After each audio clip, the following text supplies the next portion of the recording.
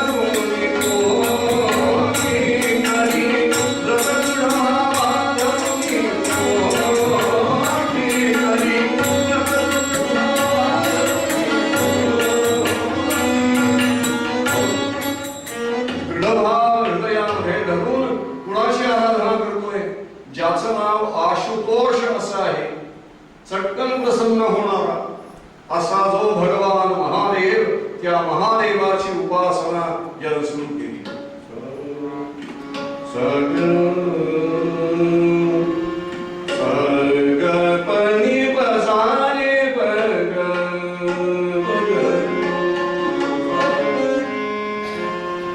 शंकराची आराधना सुरू झाली. हे शंकर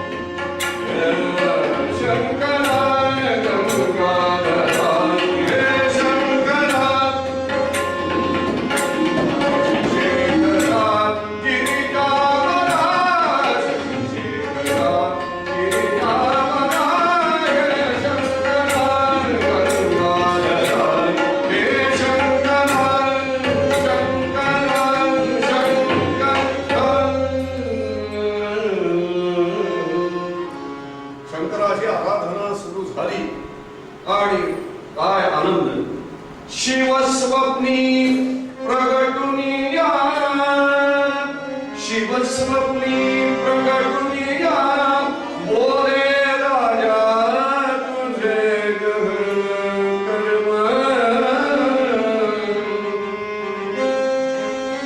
राजा काय सांगतो तुला, स्वतः भगवान म्हणतोय गहन कर्म गाणार आहे, उद्या परवा गातो. साथीदार मंडळी तशी विचक्षण असतात. जरा कळतंय बुवाला म्हटलं की ते हळूच चिमटा काढून सुचवतात, बुवा एकदा हे होऊन करायचं. जय जय रघुवीर. बोले राजा तुझे गहन कर्म, सुत सौख्य तुम्हा नाही, तुम्हाला पुत्राचं सौख्य नाही. देवा हे परमेश्वरा, अरे पार्वतीशा, मी क्षत्रिय आहे, हे राज्य उत्तम रीतीने सांभाळलेलं आहे. मी माझ्या वाढ वडिलांनी या प्रजेला वेळ लावलेला आहे, प्रेम लावलेला आहे. मला ते बाळकडू मिळालंय. माझ्या पश्चात या प्रजेवर आपल्या पुत्रासारखं प्रेम करणारा एक पुत्र तुला देवत नाही मला. मग देवा मला सांग, आम्ही तुझी उपासना करणं हे चुकीचं आहे का? माझं कर्म कदाचित विपरीत असेल, प्रारब्ध कर्म ठीक आहे, पण तरीही मला सांग देवा, काही याच्यामध्ये उपाय नाही का? भगवान हसले. भगवान हसले मात्र आणि राजे बोलले. तेव्हापासून सुरुवात झाली. कायदा करा पण काहीतरी अमेंडमेंट थोडीशी ठेवा. जय जय काहीतरी पळवाट ठेवा. देवा, हे सगळं जग तुम्ही चालवता, पण मला सांगा, माझ्या पोटी जर एखादं पुत्ररत्न जन्माला आलं तर ऐकायचं. हे बघ, दीर्घायु मूर्ख अथवा अल्पायु शहाणा तुला पावा, जे तव मानसी बसे तैसाची वरप्रसाद मागावा.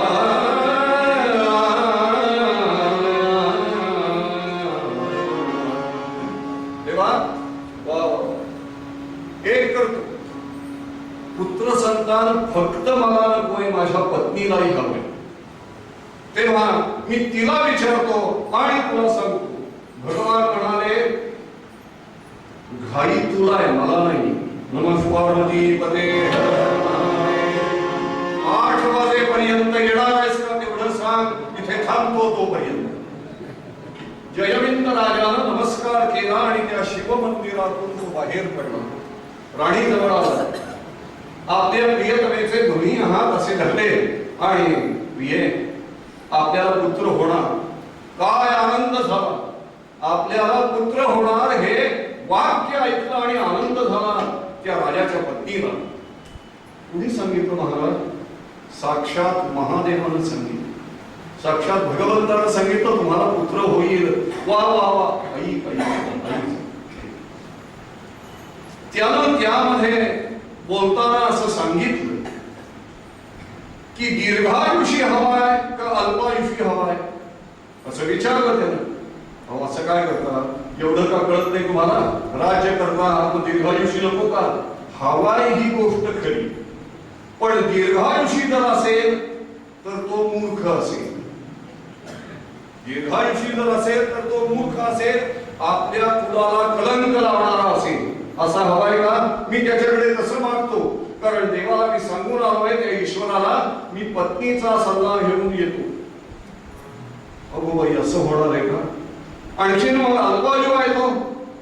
अल्पायू जो आहे त्या अल्पायूला मात्र 16 वर्षाचं आयुष्य आहे, आणि तो अल्पायू मुलगा कुलाची कीर्ती वाढवणारा असेल.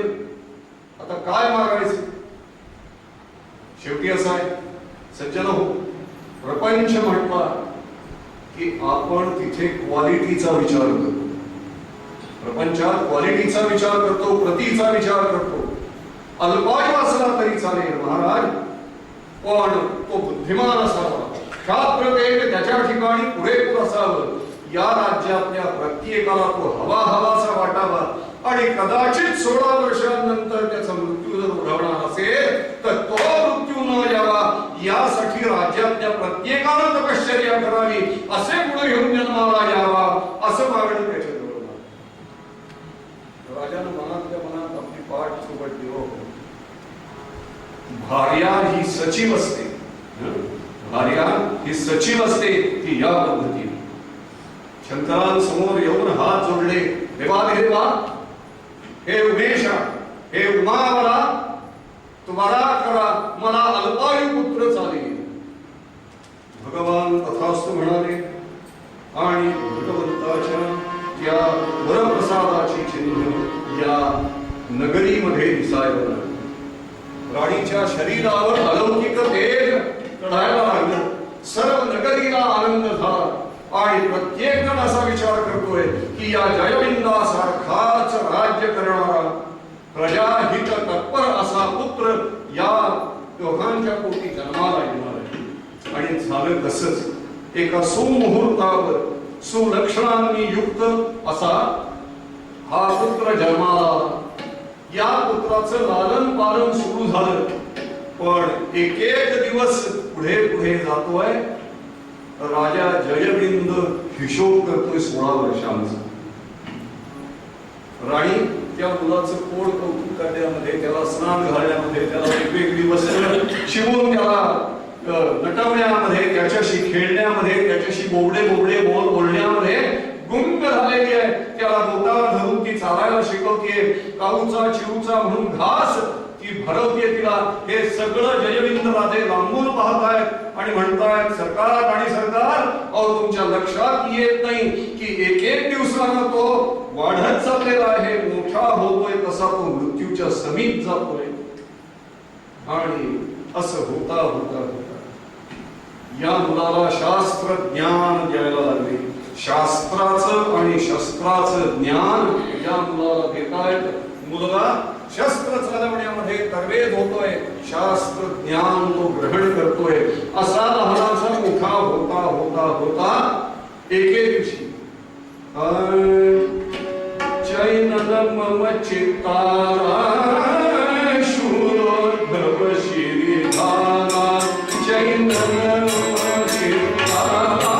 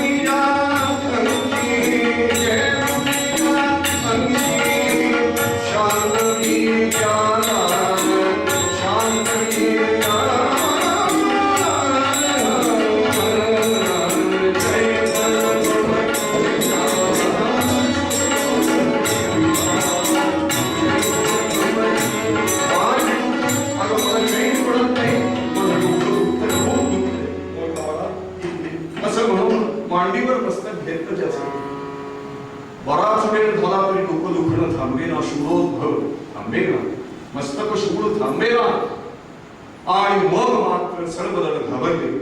राजानं राजवैद्याला बोलावलं.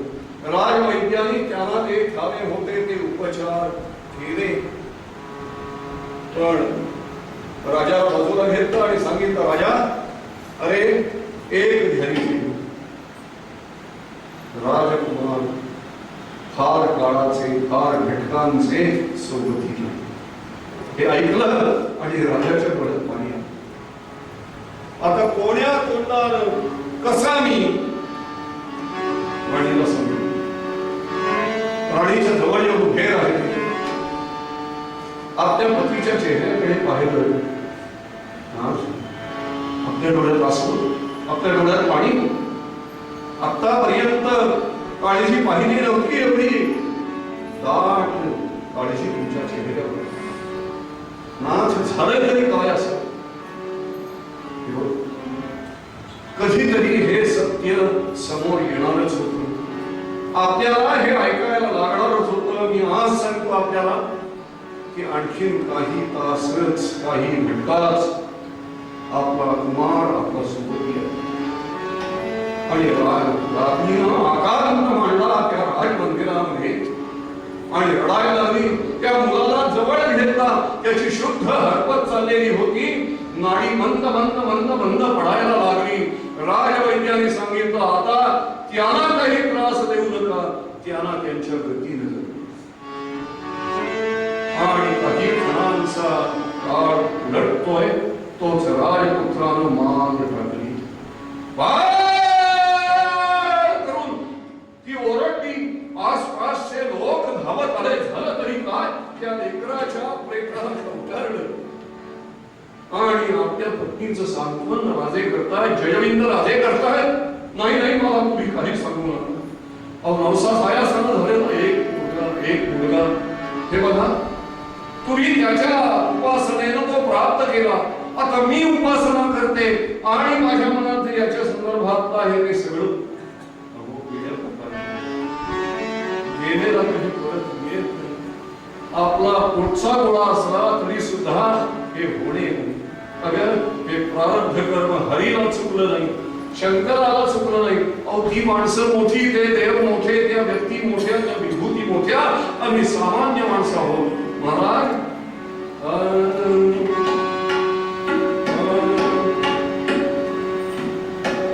आम्ही सामान्य माणसाला आम्हाला हे का भोगावं लागतंय. एकच आता माझ्या डोळ्यासमोर एकच आहे. आतापर्यंत शोकाकुल राणी बोले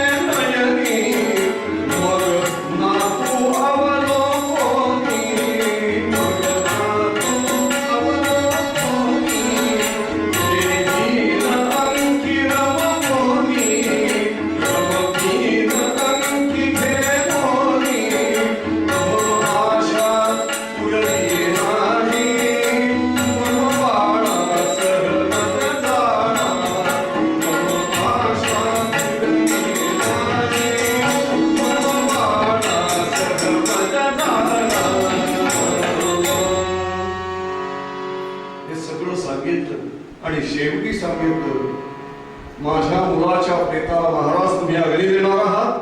मग एक करा, त्याच वेळेला मलाही अग्नी द्या. मी अग्नी प्रवेश करणार. आपल्या प्रिय पत्नीचे दोन्ही हात आपल्या हृदयाशी धरले आणि म्हणताय, अहो सावध व्हा, सावध व्हा. हा असा वेडा हट्ट करू नका, तो गेलाय मुलगा, एक मुलगा गेला माझा म्हणून माझ्या अंतःकरणाला दुःख होत आहे, माझी प्रियतमा ही जाणार आहे, हेही दुःख तुम्ही देणार आहात. राज्ञीनं क्षणमात्र विचार केला, तसं दुःख नकोय ना, मग नाथ एक करा, या माझ्या मुलाचं लग्न लावा. राजानं कपाळाला हात लावला. अहो हे शव आहे, हे प्रेत रूपात आलेले आहे, याच्याशी कोण लग्न करणार आहे? वाटेल ते असू दे, आपण राजे आहात, आपल्या हातात सारी सत्ता आहे, एक करा, तुमची सगळी सत्ता आपणाला लावा, सर्व समृद्धी पणाला लावा, पण माझ्या मुलाचं लग्न माझ्या डोळ्यासमोर लावा, नाही तर त्याच्या समवेत मला लावा. शोधुनी कन्या काय राज्ञीचे म्हणणं आहे, शोधुनी कन्या आणा सुंदरशी विनयशील भाग्यवती.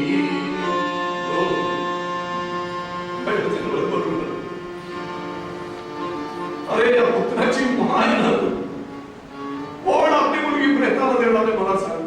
शोधुनी कन्या आणा सुंदर अशी, सुंदर मुलगी पाहिजे, पण नुसतं सौंदर्य नकोय, ती विनयशील पाहिजे, आणि एवढं असून ती भाग्यवती पाहिजे. कोणतं भाग्य तिच्या कपाळी तुम्ही देणार सांगा? प्रेताशी लग्न लावायचं, त्याला नवरा म्हणून स्वीकारायचं, तेच तिच्या कपाळी. मला बाकी काही माहिती नाही, नाथ एवढं करताय का काय? सुंदरशी विनयशील भाग्यवती लावा विवाह घटीचा, लावा विवाह घटीचा, मनवाडाच्या शवासवे उडती.